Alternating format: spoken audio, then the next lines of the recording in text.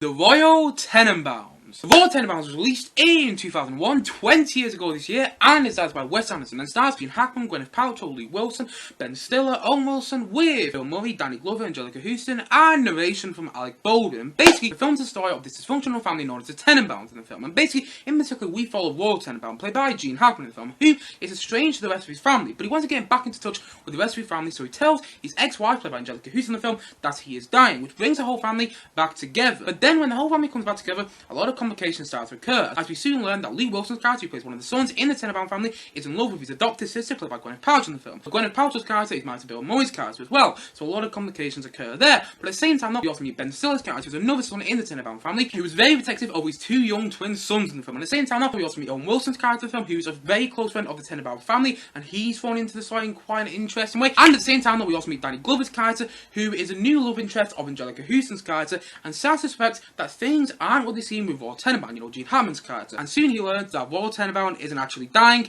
Instead, there's a whole different reason for why he's brought the family back together. And that's basically the plot of the Royal Tenenbaums. And honestly, I think this film is great. I think it's a really fun and really charming Wes Anderson film. But at the same time, though, I also think it's probably the most emotional Wes Anderson film I've seen. And I think it has a really emotional side to it, which works really well, which is really impactful in the film. And honestly, it is really fun to watch, and it is really funny at the same time, though. Like, there's comedy in the film which works really well. Like, there's this whole scene where you first meet Ben Stiller's character, and because he's such an overprotective father, he's doing like this fire drill in his house. He's making sure his two kids get out as quick as possible, but then he actually locks himself out in his apartment. There's a really funny scene in the film. But at the same time, though, the film just have those emotional moments which work really, really well. And not to give too much away here, but there's one character in the film who actually tries to commit suicide at one stage, and it is quite an emotional moment, quite a shocking moment. And it's things like that in the film which make it work on another level. Like, I've spoken about this before, but my favourite Wes Anderson films are films which are fun and have that charming sense about them, but also have that emotional sense about them. Like, that's one of the reasons I think The Life of Aquatic with Steve Zissou actually works on another level higher than Moonrise Kingdom. And not to say I don't think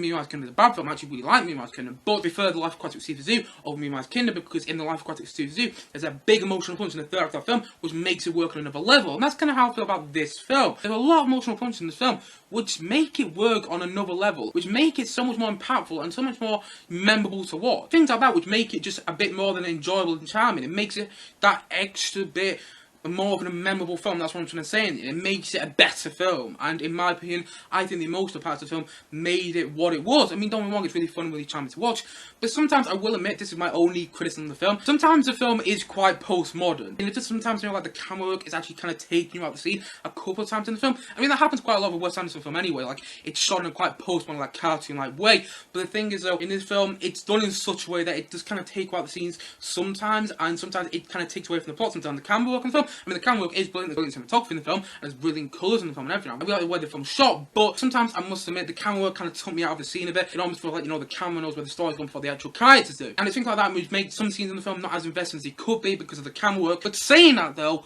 I still think it's a great film, and I really enjoyed watching it. It's got some really funny moments. It's also got a great soundtrack. I mean, Wes Anderson films do, but there's some really good use of the music in the film, particularly a song called "It's Me and Julio Down by the Schoolyard." There's a really good use of that song in the film, and honestly, it's a really funny moment. Like, when you see, Hackman's character, Royal Tenenbaum, bonding with his grandchildren, Ben Stiller's character's children in the film, it would work really, really well. And it's things like that in the film which just make it enjoyable to watch. It is, in the end, just a really fun and really charming Wes Anderson film that has some really funny moments. Like, the performances in the film are all really enjoyable to watch. Like, Hackman is great as a lead in the film, Royal Tenenbaum. The thing is, though, I actually read a bit I watched a video on how he had quite a lot of arguments, Wes Anderson, that directed the film. He thought he was making a different film than the film actually ended up being, but I think his performance in the film is great. I enjoyed Hackman's performance in the film so much, and at the same time, though, Gwyneth Paltrow was good in the film, which is surprising, and at the same time, though, he's also got some really enjoyable performances. Like, Ben Stiller's actually quite funny in the film. I don't really find Ben Stiller that funny in some other films I've seen him, but actually he's quite funny in this film. I quite like watching. At the same time, though, Owen Wilson's really funny in the film. I think he's the funniest character.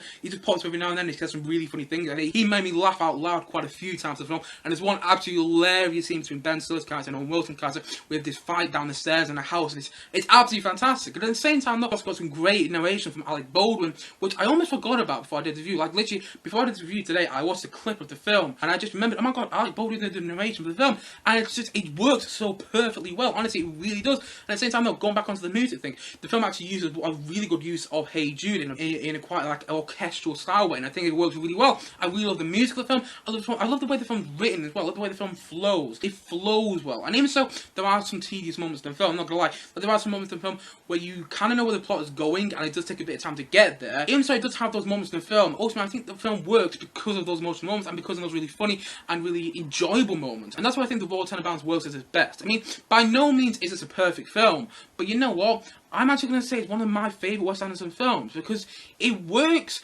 really, really well. Like, I've seen the film twice now. The first time, though, I thought it was good. I thought this was a good film. I didn't think it was anything particularly special, but I thought it was good. I enjoyed watching it. But then the second time when I sat down to watch the film last night, it was so much better than it was the first time, because the emotional moments worked better. I wasn't expecting an emotional moment. Like, sometimes when I watch Wes Anderson films nowadays, I'm expecting that emotional moment to come, but actually, because I knew when the emotional moments came, it actually worked better in my opinion. At the same time though, I thought the enjoyable moments were far more enjoyable, and I thought the funny moments were actually more funny to watch the second time. I think this is a film actually really made for a second view, because I think the second time I watched this film, it was such a better film in my opinion. I mean, that's not to say it was a bad film the first time, but the first time I thought it was good. The second time, you know what? I absolutely love watching this film. It's great. It works where it needs to. It works on my emotional side of the film, it works in the fun side of the film, and it works in it just works in being really enjoyable to watch and really charming to watch. And honestly, I think this is an absolutely great film. And I really love watching it. I really did. And so, all in all, I'm going to say that the Royal Tenenbaums, I'm going to say it's an 8.8 out of 10. Honestly, this film isn't for everyone. I can see why some people might dislike the film.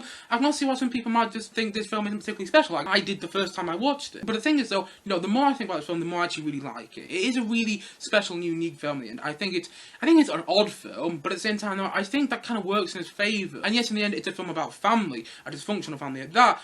But actually, it's told in such a way that it's a Wes Anderson family film, which makes it just that tad bit more unique and that tad bit more fun to watch and that tad bit more enjoyable to watch. So there's so many great scenes in the film as well, which I just haven't talked about. There's the scene when Gwyneth Paltrow's character meets Luke Wilson's character after so many years, and it's just done in such a way that it's so great to watch. But at the same time, though, the final few minutes of the film are absolutely fantastic. And by the way, the film has a big emotional punch at the end, which works really, really well. But at the same time, though, the film does have emotional moments in the film, which work really well, and some really enjoyable moments, some really fun moments. Like, it has those enjoyable moments and it has those emotional moments, and that's what makes it work on another level for me, in my opinion. For me, the Royal Tenenbaums, I don't know what made it work, but something does make this film work on another level for me.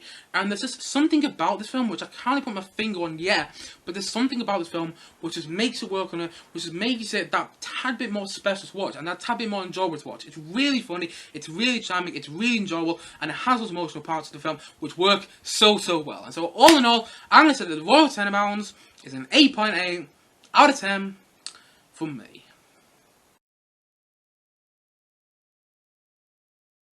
Anyway guys, what do you think of the Royal Tenenbaums? Do you obviously hate it, or have you just not watched it? And if not, why not? Please do comment down below, let me know your thoughts in the comment section below. Anyway guys, thank you as always for watching. If you haven't yet, please do click down below and like subscribe on this video. I look forward to many more, both film and TVs, come very soon on this channel. See you guys again soon, but bye for now, bye!